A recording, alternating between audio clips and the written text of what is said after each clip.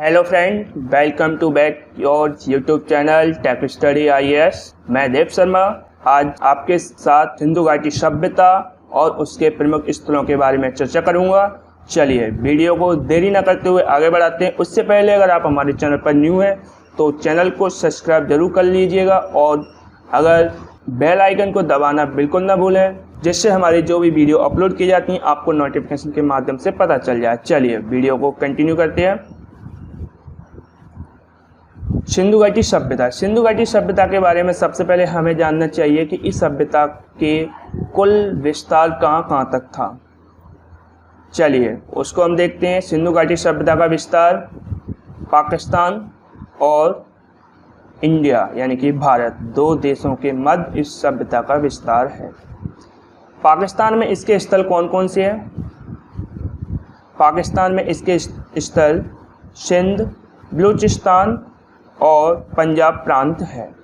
भारत में जम्मू कश्मीर, हरियाणा, पंजाब, राजस्थान, गुजरात, महाराष्ट्र और पश्चिमी यूपी यानी कि उत्तर प्रदेश। अब हम जानेंगे इस सिंधु घाटी सभ्यता की सबसे पहले जानकारी कब प्राप्त हुई थी, कब पता चला था कि यहाँ पे कोई सभ्यता है। इसके बारे में सबसे पहले 1826 में चार्ल्स मैनसन द्वारा पता लगाया गया था कि यहाँ पे कोई ना कोई सभ्यता जरूर है, लेकिन इस पे किसी ने विचार विमर्श नहीं किया। इन्होंने ध्यान आकर्षित करना चाहा। उसके बाद इसके साक्ष्य सबसे पहले 1856 में ब्रिटिश शासन द्वारा भारत में रेलवे लाइन की बिछाई जा रही थी। सबसे पहले भारत में रेलवे लाइन 1853 में बिछाई गई थी, मुंबई से थाने के बीच। उसके बाद 1856 में लाहौर कराची का रेल मार्ग का निर्माण किया जा रहा था। उस समय इस सभ्यता की साक्ष्य प्राप्त हुए और इस सभ्यता की ओर सबका ध्यान आकर्षित करने वाले व्यक्ति थे विलियम क्रंटन। अब हम जानते हैं कि इस सभ्यता का कुल विस्तार कितना है, क्षेत्रफल कितना है। तो इस सभ्यता का कुल क्षेत्रफल कितना है आप देख सकते हैं कि 12,99,600 वर्ग किलोमीटर इस सभ्यता का कुल क्षेत्रफल है। अब हम जानते हैं कि सिंधु घाटी सभ्यता की खुदाई कब हुई थी। सिंधु घाटी सभ्यता है उसकी सबसे पहले हड़प्पा नामक स्थान पर खुदाई हुई थी। कब हुई थी? हड़प्पा नामक स्थान पर 1921 में खुदाई की गई थी। उस समय किसने की थी? दयाराम साहनी ने की थी। अब ये हड़प्पा नामक स्थान कहाँ पर स्थित है? ये हड़प्पा पाकिस्तान के पंजाब प्रांत के मोंटगोमरी जिले के हड़प्पा नामक स्थान पर स्थित है। एक वर्ष के दौरान राकलदास बनर्जी के नेतृत्व में खुदाई की गई। किस जगह की गई? मोहनजोदड़ो नामक स्थान की खुदाई की गई थी। मोहनजोदड़ो सिंध प्रांत में स्थित है। अब हम जानते हैं कि ये सिंधु घाटी सभ्यता, इसे नाम क्यों दिया जाता है? सिंधु घाटी सभ्यता नाम इसलिए दिया जाता है कि ये सभ्यता सिंधु और उसकी सहायक नदियों के मध्य यानी कि समीप क्षेत्र में स्थित थी। इसलिए डॉक्टर व्हीलर जो कि इतिहासकार हुए हैं, उनके साथ काफ़ी विद्वान थे, इन सभी ने मिलकर इस सभ्यता का नाम दिया सिंधु घाटी सभ्यता। 1922 के बाद एक फैक्ट ये बनता है एग्जाम के लिए कि भारतीय पुरातत्व विभाग की घोषणा कब की गई थी?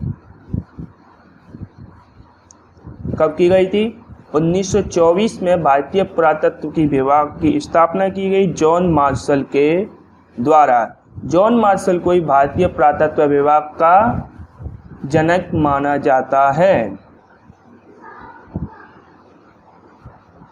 अब हम जानते हैं कि सिंधु घाटी सभ्यता है उसके उत्तरी, दक्षिणी, पूर्वी, पश्चिमी छोर पर कौन कौन सा स्थान स्थित था। सबसे पहले उत्तरी छोर यानी कि नदन मांडा कहाँ पर स्थित है? ये जम्मू कश्मीर में स्थित है और चिनाब नदी के किनारे स्थित है। सिंधु घाटी सभ्यता का ये स्थल, उत्तरी स्थल कौन सा हुआ? मांडा हुआ। कहाँ पर स्थित है? जम्मू कश्मीर में। दक्षिणी दैमाबाद महाराष्ट्र में, प्रवरा नदी के किनारे। नोट करते जाइएगा। पूर्वी छोर इस सभ्यता का आलमगीरपुर मेरठ में स्थित है। मेरठ कहाँ पर है? उत्तर प्रदेश में स्थित है। और ये मेरठ किस नदी के किनारे है? आपका हिंडन नदी के किनारे मेरठ स्थित है। इसलिए सिंधु घाटी सभ्यता का आलमगीरपुर स्थान हिंडन नदी के किनारे स्थित है, उत्तर प्रदेश के मेरठ जिले में। पश्चिमी छोर इसका सभ्यता का सुतकांगडोर है, जो कि बलूचिस्तान में स्थित है, दास्क नदी के किनारे। ये थे सिंधु घाटी सभ्यता के बिंदु, पूर्वी, पश्चिमी, उत्तरी, दक्षिणी। स्क्रीनशॉट ले लीजिएगा, काफ़ी इंपॉर्टेंट है। अब हम जानते हैं कि सिंधु घाटी सभ्यता के प्रमुख स्थल तथा उनके खोजकर्ता कौन है। ठीक है, हड़प्पा। हड़प्पा की खोज किसने की थी? हमने अभी पीछे ही बताया था। और कब की थी? दयाराम साहनी द्वारा 1921 में हड़प्पा नामक स्थान की खोज की गई थी। उसके बाद मोहनजोदड़ो की खोज राखालदास बनर्जी द्वारा 1922 में की गई थी। चनुदड़ो कहाँ पर स्थित है? पहले ये क्वेश्चन बनता है। तो चनुदड़ो पाकिस्तान के सिंध प्रांत में स्थित है और इसकी खोज गोपाल मजमूदार द्वारा की गई थी। कब की गई थी? 1921 में। और इसकी खुदाई किसने की थी? अर्नेस्ट मेके ने की थी 1932 में। मोस्ट इम्पोर्टेंट कि चनुदड़ो की खोज किसने की थी और खुदाई किसने की थी? खोज इसकी गोपाल मजमूदार ने की थी और खुदाई अर्नेस्ट मेके ने की थी 1932 में। लोथल, जो कि एक प्रमुख बंदरगाह इस सभ्यता का, जिसकी खोज रंगनाथ राव द्वारा 1954 में की गई। अब ये लोथल कहाँ पर स्थित है? लोथल, जो कि भोगवा नदी के किनारे गुजरात के अहमदाबाद जिले में स्थित है। रंगपुर की खोज ब्रजवासी लाल द्वारा की गई थी। रंगपुर कहाँ है? ये भी गुजरात के अहमदाबाद जिले में स्थित है। इसकी खोज ब्रजवासी लाल द्वारा 1931 में और रंगनाथ राव, इन्होंने इसकी रंगपुर की खुदाई की थी। कब की थी? 1954 में।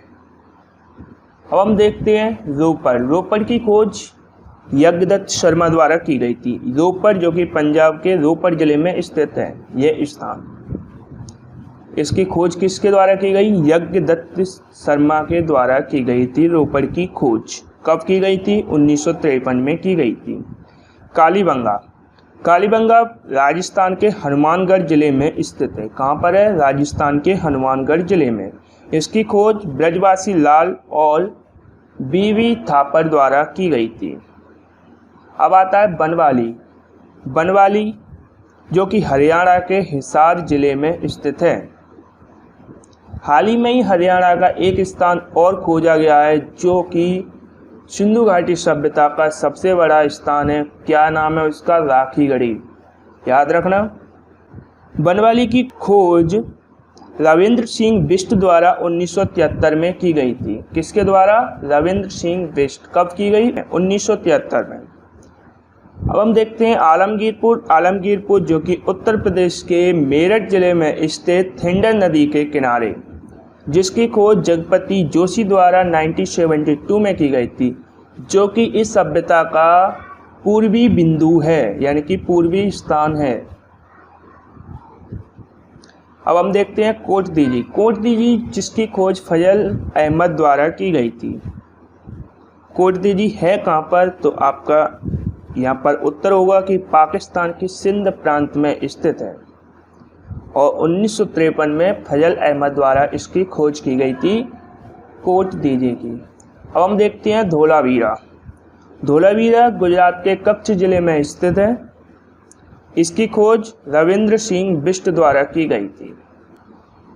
रविंद्र सिंह बिष्ट ने 2 जगह की है, बनवाली और धोलावीरा। इसकी खोज किसने की? रविंद्र सिंह बिष्ट ने की। कब की थी? धोलावीरा की खोज 1990 में की गई थी। अब आता है सुतकांगडोर, जो कि इस सभ्यता का पश्चिमी स्थान है, जिसकी खोज ऑरेल स्टैन द्वारा 1927 में की गई थी। ये पाकिस्तान के बलूचिस्तान प्रांत में स्थित है। अगर आपको वीडियो अच्छी लग रही है तो लाइक करना बिल्कुल ना भूलिएगा और अगर चैनल पे आप न्यू हैं तो सब्सक्राइब जरूर कीजिए। चलिए वीडियो को कंटिन्यू करते हैं। इस स्थल के प्रमुख स्थलों के बारे में चर्चा करने से पहले कुछ इससे संबंधित फैक्ट बनते हैं कि इस सभ्यता का समयकाल क्या है, सिंधु घाटी सभ्यता का। आप लोग बताना चाहें तो बता सकते हैं कमेंट बॉक्स में, जल्दी जल्दी बताइए।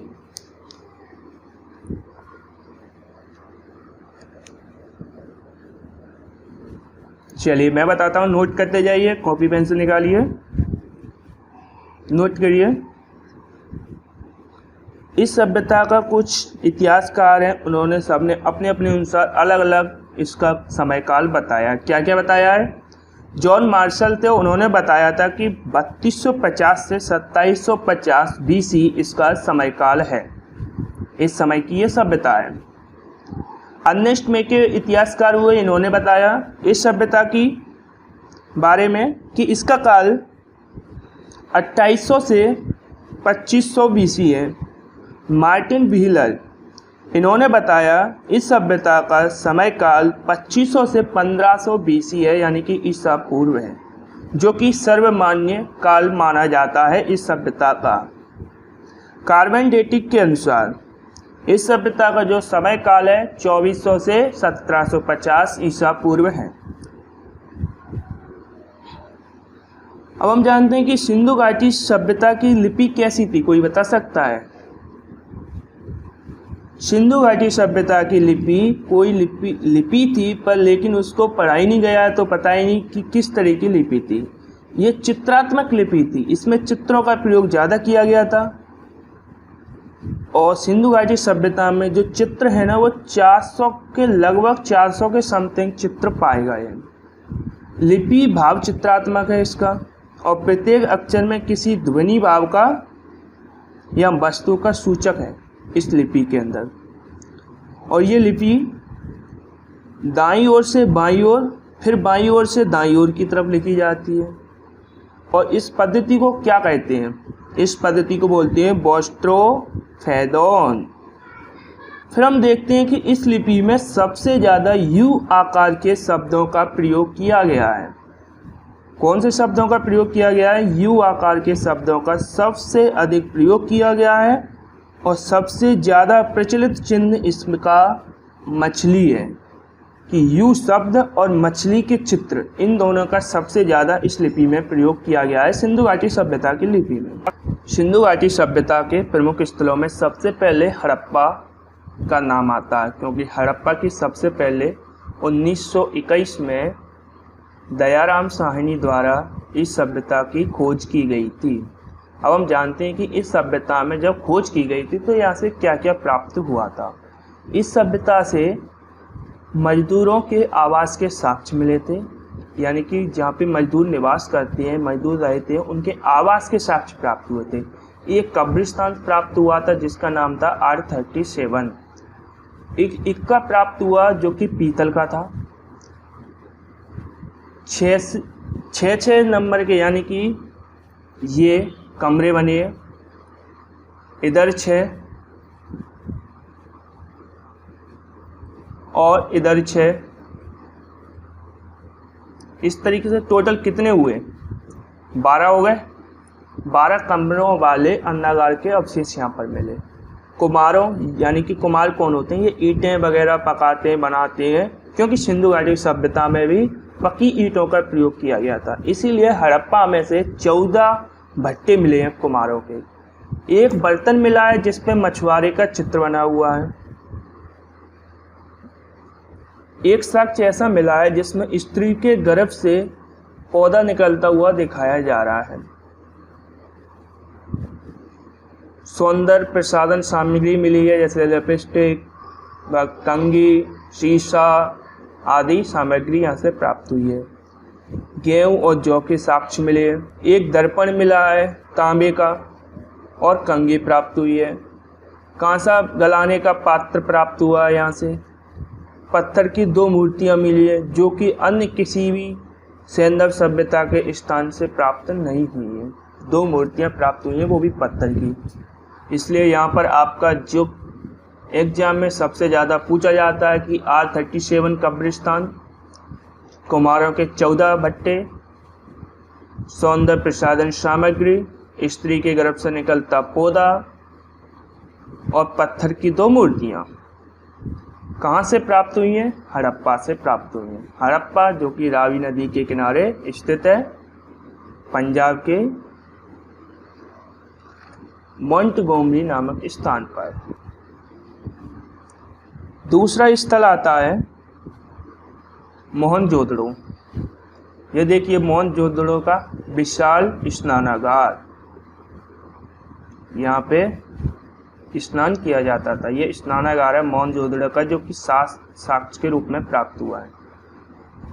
मोहनजोदड़ो इसे मृतकों का टीला भी कहा जाता है और इस सभ्यता की सबसे बड़ी इमारत विशाल अन्नागार है, यानी कि जहाँ पर अनाजों का भंडार किया जाता है वे अन्नागार है। हाथी का कपाल, कांसे की बनी नर्तकी की मूर्ति मोहनजोदड़ो से प्राप्त हुई है। कहाँ से प्राप्त हुई है? मोहनजोदड़ो से। खुदाई में इसके कितने स्तर मिले हैं? यानी कि अगर इस सभ्यता की खुदाई की गई तो इस तरीके से 7 इसके स्तर मिले हैं।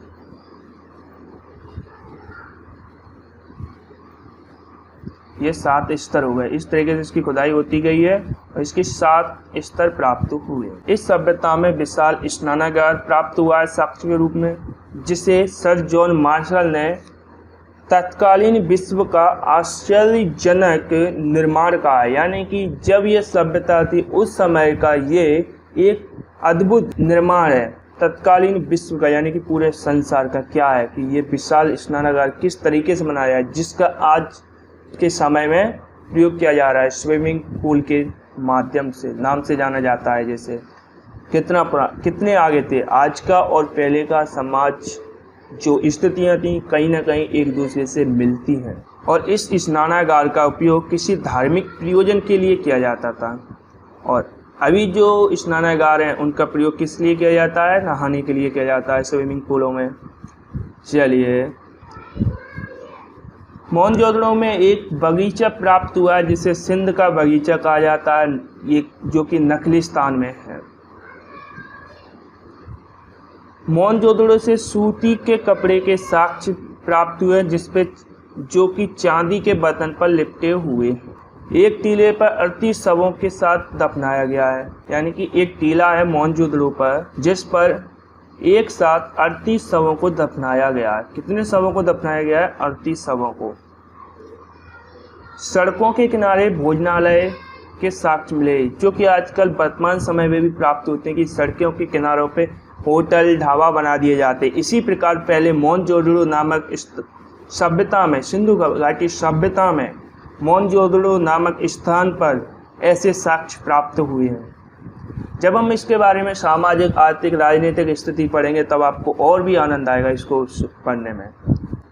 पिघले हुए तांबे के ढेर यहाँ से प्राप्त हुए हैं। पशुपतिनाथ अंकित मुद्रा प्राप्त हुई है। सीप से बना हुआ एक पैमाना प्राप्त हुआ है, यानी कि सीप से हुआ पैमाना क्या होता है? जिससे नापतोल की जाती है।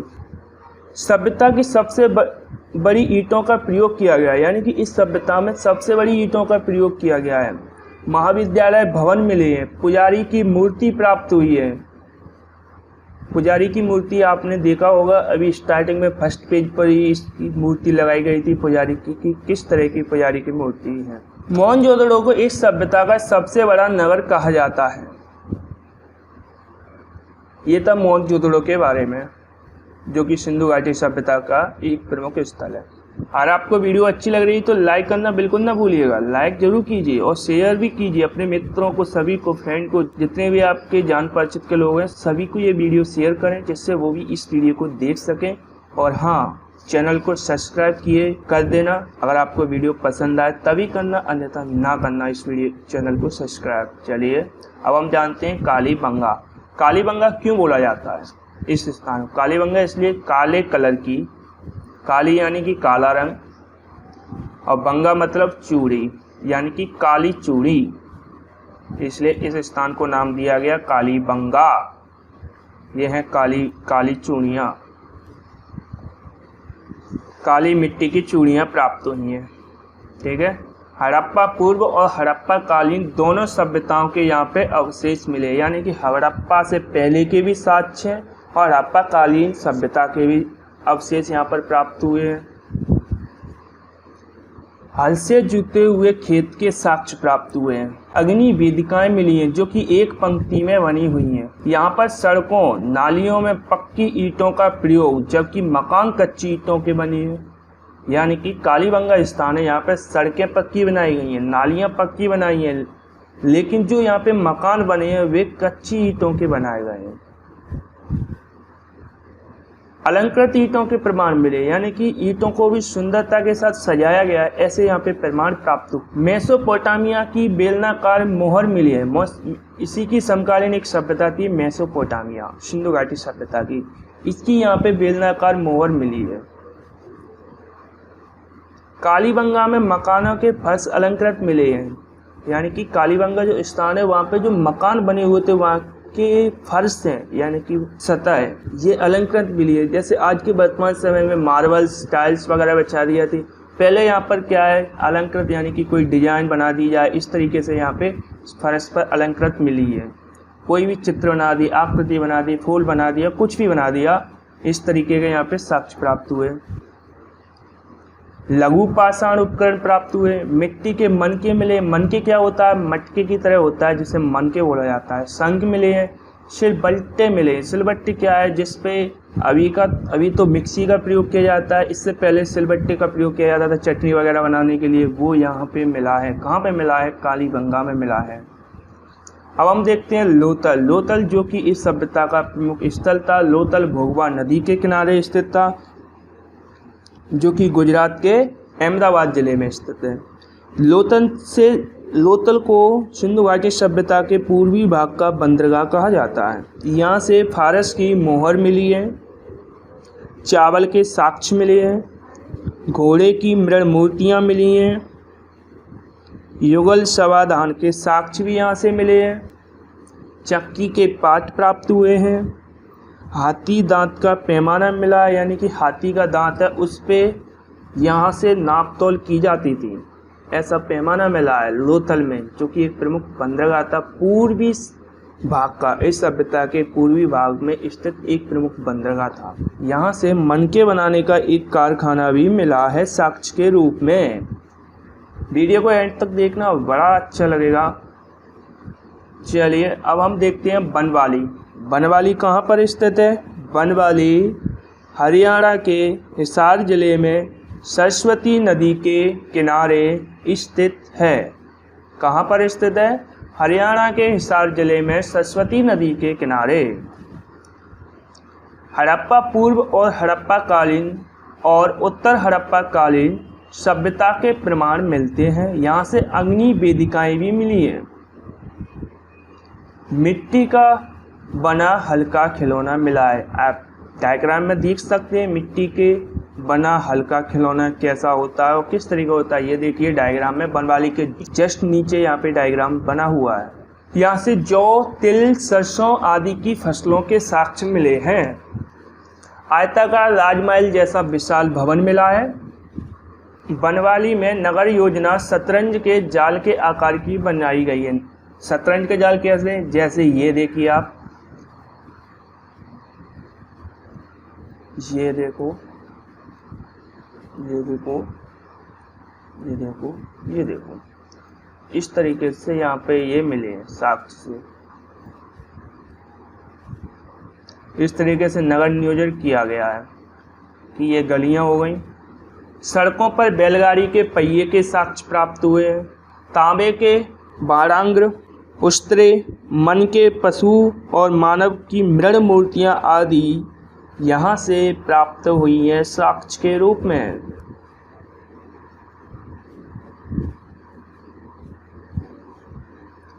अब हम देखते हैं चनूदड़ो। चनूदड़ो कहाँ पर स्थित है, सबसे पहले यही क्वेश्चन बनता है। ये नगर मोहनजोदड़ो है, वहाँ से 130 किलोमीटर दक्षिण में स्थित है। यहाँ पर हड़प्पा पूर्व की संस्कृतियों, झूकर और झंगार के अवशेष मिले हैं। खिलौने बनाने और गुड़िये बनाने का कारखाना मिला है। कांसे का इक्का, बैलगाड़ी के साक्ष्य मिले हैं। बाढ़ द्वारा विनाश के साक्ष्य मिले हैं यहाँ पर कि ये साक्ष्य मिले कि इस सभ्यता का जो विनाश हुआ था कहीं ना कहीं बाढ़ के द्वारा भी हुआ था। ऐसे साक्ष्य प्राप्त हुए हैं चनूदड़ों से। यहाँ से एक वर्गाकार मोहर का साक्ष्य भी मिला है। यहाँ की एक मोहर पर 2 नग्न नारियां अंकित हैं जो कि ध्वज को पकड़े खड़ी हैं। अलंकृत हाथी के अवशेष प्राप्त हुए हैं। यहाँ से लिपस्टिक के अवशेष मिले हैं। 4 पहियों वाली मिट्टी की खिलौना गाड़ी यहाँ से मिले हैं। यहाँ पे एक सबसे मोस्ट इम्पोर्टेंट फैक्ट ये है कि किस स्थान से किसी भी प्रकार के दुर्ग का प्रमाण नहीं मिला है, तो वो स्थान है चनूदड़ो, जहाँ पे किसी भी प्रकार के दुर्ग का साक्ष्य नहीं मिला है। और यहाँ से एक जार भी प्राप्त हुआ है जो आप इस डायग्राम के माध्यम से देख सकते हैं। अब हम देखते हैं रंगपुर। रंगपुर जो कि गुजरात के अहमदाबाद जिले में मादर नदी के किनारे स्थित है। पूर्व हड़प्पा कालीन सभ्यता के अवशेष यहाँ से मिले हैं। उत्तर हड़प्पा के भी साक्ष्य यहाँ से प्राप्त हुए हैं रंगपुर से। गेहूं के साक्ष्य यहाँ से मिले हैं। दुर्ग कच्ची मिट्टी के यहाँ पे बने हुए हैं, यानी कि रंगपुर एक ऐसा स्थान है जहाँ पर जो किला बनाया गया है उच्च कुल के लिए ऊंचे टीले पे वे कच्ची मिट्टी का बना हुआ है। यहाँ से उत्खनन से कोई भी मुद्रा और कोई भी मातृ देवी की मूर्ति नहीं मिली है। यानी कि जो सभ्यता है सिंधु घाटी सभ्यता मात्र सत्तात्मक सभ्यता है, लेकिन ये एक ऐसा स्थान है जहाँ से कोई भी मातृ देवी की मूर्ति प्राप्त नहीं हुई है रंगपुर से। अब हम देखते हैं सिरकोटता। सिरकोटता जो कि गुजरात के कच्छ जिले में स्थित है। यहाँ से हड़प्पा सभ्यता के पतन के अवशेष मिलते हैं कि हड़प्पा सभ्यता के पतन कैसे हुआ था। इसके बारे में हम नेक्स्ट वीडियो में देखेंगे कि इस पूरी सभ्यता का पतन कैसे हुआ था। यहाँ से घोड़ों की हड्डियों के अवशेष मिले। इस स्थान से पत्थर के टुकड़ों की दीवार से घिरा हुआ एक स्थान है सिरकोटता। सिरकोटता जो कि पत्थर के टुकड़े उसकी एक दीवार बनाई गई, उससे इस स्थान को चारों तरफ से घेर लिया गया है, यानी कि सुरक्षा के लिए, प्रोटेक्शन के लिए। यहाँ पर बड़ी चट्टानों से ढकी एक कब्र मिली है। यहाँ से तराजू का पलड़ा भी मिला है। सुतकांगडोर के बारे में हम देखते हैं। सुतकांगडोर जो कि पाकिस्तान के बलूचिस्तान नामक स्थान पर दास्क नदी के किनारे स्थित है। सुतकांगडोर जो कि इस सभ्यता का पश्चिमी स्थान भी है। यह स्थान सिंधु सभ्यता के पश्चिमी छोर का अंतिम स्थल है। अभी हमने बताया था आपको पश्चिमी छोर का अंतिम स्थल। यहाँ से तांबे की कुल्हाड़ी के साक्ष्य मिले। यहाँ से बेबीलोन का अस्तित्व का पता चलता। बेबीलोन कौन सा? जहाँ पर सिकंदर आया था। सिकंदर जहाँ पर इसकी मृत्यु हो गई थी बेबीलोन में। कहाँ का शासक था? यूनान का शासक था, फिर राजा फिलिप का पुत्र था। कौन था? सिकंदर था। सिकंदर के बारे में हम आगे पढ़ेंगे, जिसका सबसे फेमस युद्ध भारत का कौन सा है? हाइडे स्पीच का युद्ध, जो कि पोरस और सिकंदर के मध्य लड़ा गया था और वापस जाते समय बेबीलोन में इसकी मृत्यु हो गई मलेरिया के कारण। हड़प्पा संस्कृति की परिपक्व होने के अवशेष मिलते हैं, यानी कि हड़प्पा संस्कृति के जो परिपक्व होने के कई अवशेष मिलते हैं। तो वो कहाँ मिलते हैं? सुतकांगडोर में मिलते हैं। डेल्स के अनुसार सबसे पहले सुतकांगडोर एक बंदरगाह था। डेल्स इतिहासकार थे, उन्होंने बताया था कि ये सबसे पहले एक बंदरगाह था, परंतु बाद में भूमि पर हलचल हुई, यानी कि भूकंप आया, इस कारण ये समुद्र से दूर होता चला गया। अब हम देखते हैं कोटदीजी। ये पाकिस्तान के सिंध प्रांत में स्थित खैरपुर नामक स्थान में स्थित है। यहाँ पर हड़प्पा पूर्व सभ्यता के साक्ष्य मिले हैं। यहाँ पर मकानों में नींव भरने में पत्थरों का प्रयोग किया गया था, जबकि मकान कच्ची ईंटों के बने थे। यहाँ से रंगीन चूड़ियाँ, मातृ देवी की मूर्तियाँ, मन के सैलखड़ी की बनी मोहरें मिली हैं। अब हम देखते हैं आलमगीरपुर। आलमगीरपुर जो कि इस सभ्यता का अंतिम पूर्वी स्थल है, इसके बारे में देखते हैं, जो कि मेरठ में हिंडन नदी के किनारे स्थित है उत्तर प्रदेश में। अंतिम पूर्वी बिंदु। यहाँ से हड़प्पा सभ्यता के पतन के संकेत भी प्राप्त होते हैं। यह स्थल सिंधु घाटी सभ्यता के सबसे पूर्व में स्थित है। एक भी मातृ देवी की मूर्ति और मुद्रा प्राप्त नहीं हुई है। यहाँ से मिट्टी के बने बर्तन और मनके मिले हैं।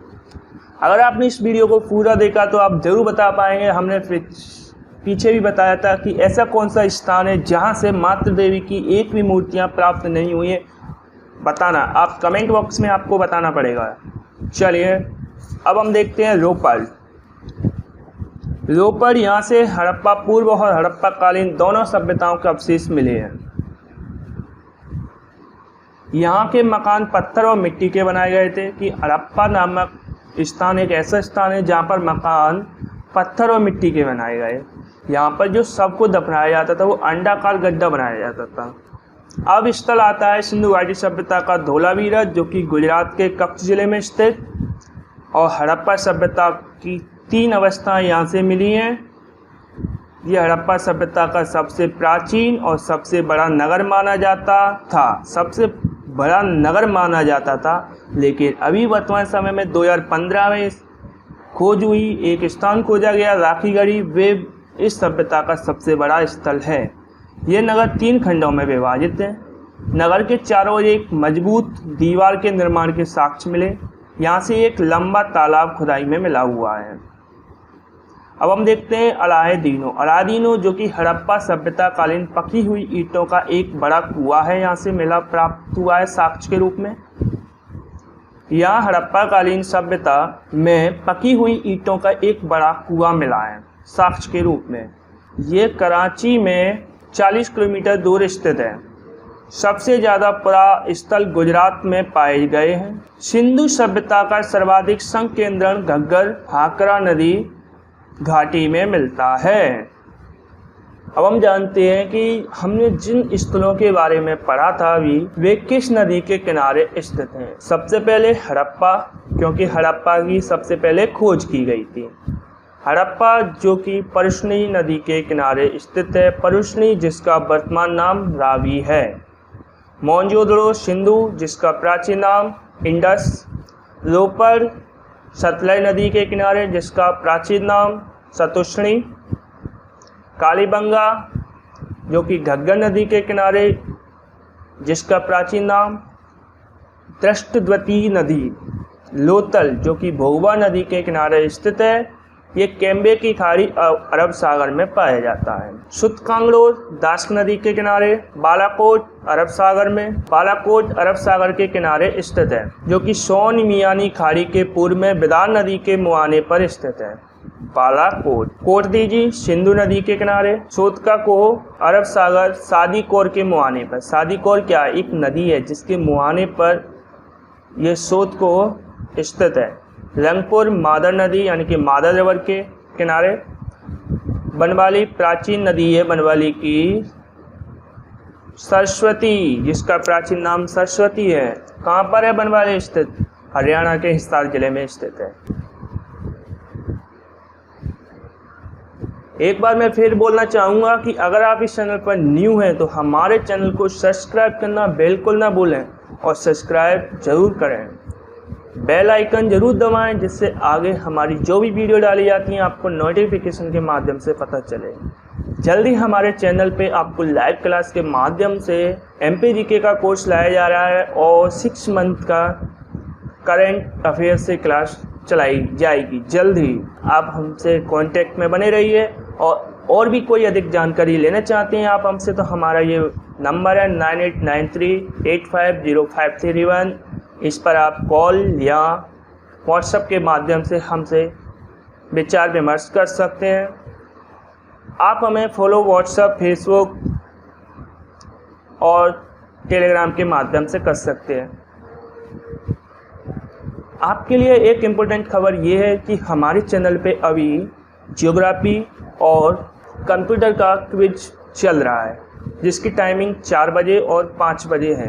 अगर आप इस चैनल को ज्वाइन करना चाहते हैं तो हमारे चैनल को, हमारे टेलीग्राम चैनल की लिंक नीचे डिस्क्रिप्शन में दी गई है और यहाँ आप इस लिंक को डालकर भी सर्च कर सकते हैं या हमारे चैनल का नाम है टेक स्टडी IAS। इसके माध्यम से भी आप सर्च कर सकते हो और हमारे चैनल को ज्वाइन करें और अपने दोस्तों को भी उसमें ऐड करें। ज़्यादा से ज़्यादा शेयर करें इस वीडियो को और लाइक करना बिल्कुल ना भूलें। कमेंट बॉक्स में अपना फीडबैक भी जरूर देते जाएं। Thank you, all the best, जय हिंद, जय भारत। नेक्स्ट टाइम फिर मिलेंगे अगली वीडियो में। Thank you.